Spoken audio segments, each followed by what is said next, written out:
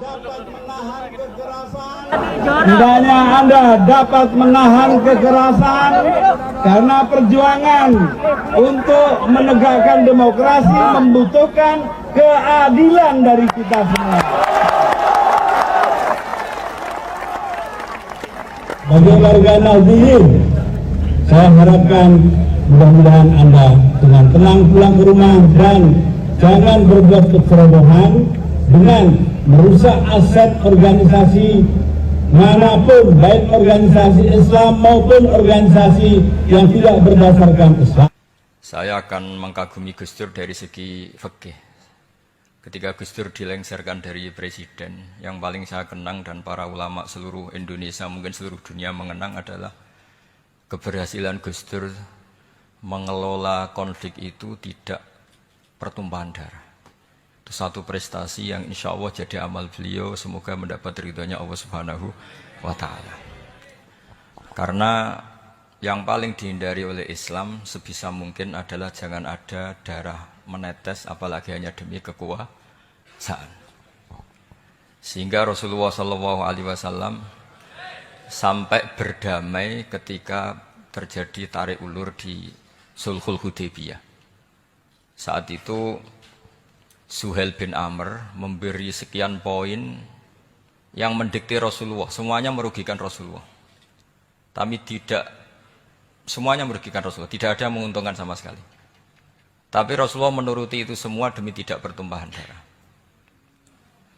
Padahal Suhail bin Amr zaman itu masih kafir. Sehingga menjadi fikih bahwa perdamaian itu harus kita jaga. Sampai ada ayat wa in janahu lisalmi fajnalaha wa tawakkal 'ala Allah. Jika mereka ingin damai, kamu harus menuruti itu. Sehingga damai itu pula yang zaman era Gus Wahid ketika beliau menginginkan negara berdasar Islam, itu banyak di buku, termasuk beliau panitia 9 persiapan kemerdekaan Pebuki, juga tadi Gus Solahuddin cerita. Beliau akhirnya kompromi juga dengan negara yang berbentuk Pancasila. Kemudian itu disosialisasikan era Muktamar Situbondo, yaitu Kiai Haji Ahmad Siddiq, didukung oleh Gus Dur karena zaman itu beliau kalah sepuh sama Kiai Haji Ahmad Siddiq. Jadi itu fikih-fikih yang saya menjadikan pengagum Gus Dur, karena ibadah Darul Mafasid Muqaddamun ala Jalbil Masalah adalah ibadah yang luar biasa.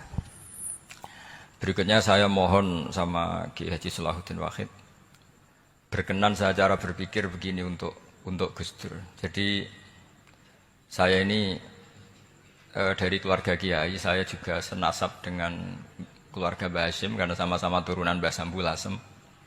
Jadi beliau adalah Abdurrahman bin Wahid bin Hashim bin Asy'ari bin Wahid lagi, terus bin Abdul Halim 2 sampai Mbah Sambu. Kira-kira nasabnya sama dengan saya, dengan Mbah Hamid yang dari jalur itu. Saya mau bercerita begini. Watak seorang cucu itu biasanya mengalir dari pikiran besar mbah-mbahnya atau leluhurnya. Karena setiap mbah-mbahnya pasti berdoa dzurriatan thayyibah, yaitu anak cucu yang baik. Saya sengaja di sini bawa kitab yang ditulis oleh Muhammad Asad Shihab, seorang Libanon.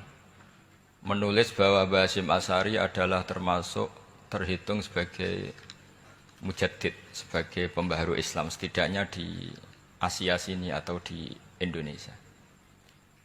Di sini ada kitab ini diterjemah beberapa kali, sebagian oleh Kiai Haji Mustafa Bisri, sebagian oleh Kiai Sodik Semarang. Saya punya edisi asli, edisi Arabnya, karena saya dari awal ingin ngaji sama santri-santri Tebu Ireng. Karena buyut-buyut saya itu termasuk gurunya Mbah Soleh Darat. Jadi buyut saya yang di Kudus, Pondok Damaran itu dulu Mbah Soleh Darat pernah ngaji di situ. Dan Mbah Hashim kecil pernah ngaji sama Mbah Soleh Darat. Dan tentu biasa itu dalam ilmu sanad. Guru-guru saya indukannya di Mbah Hashim juga pernah ngaji beberapa ulama di Pantura. Dan saya pastikan di antara perilaku atau manhaj Mbah Hashim adalah, ini saya baca, guru-guru beliau kemudian ada perilaku yang persis ditiru Gus Dur. Jadi itu bukan sekedar bukan sekedar mitos atau kebetulan. Beliau punya pilihan-pilihan yang dipilih sampai akhir hayatnya. Di sini ada cerita proses Mbah Hashim ngaji, kemudian pernah ada seorang Jerman mau belajar Islam sama Mbah Hashim, kemudian ditemui beliau dengan sangat hangat. Ketika sudah mengenal Islam secara detail, ya saya ulang lagi, ketika sudah mengenal Islam secara detail, beliau ngendikan, kamu jangan tergesa-gesa, kata beliau. Kamu harus menerima Islam ini secara al-bayyinah, secara argumentatif, secara logika yang benar, jangan karena terpaksa. Itu pula yang akhirnya Mbah Hashim mendorong khurriyatul fikri. Orang itu harus merdeka dalam berpikir. Itu pula yang mengilhami Rasulullah SAW ketika Sulhul Hudaybiyah. Orang kafir yang masuk Islam harus dikembalikan ke habitat kafir karena itu habitat asli. Karena rata-rata dulu suku Mekah zaman itu kafir semua. Tapi yang orang